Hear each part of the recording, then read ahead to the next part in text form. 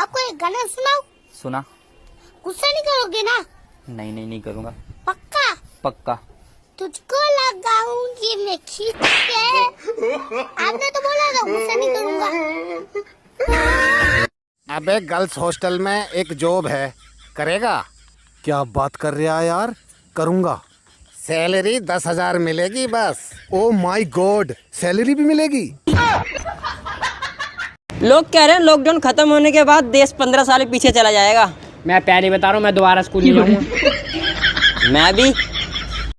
पंहिंजो किरदार ऐं इखलाक एतिरो बुलंद कयो जो पाड़े जी शादी में भी बुजुर्ग तव्हां खे चवनि त लेडीज़ जी साइड मानी तू ही हला।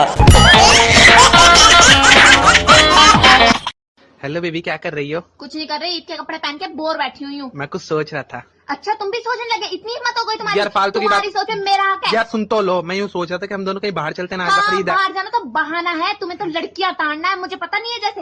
यार बाबा बाबा मुझे शादी नहीं थे। तुझी शादी नहीं थे? बाहर शादी के मुंह में थुक्का तना।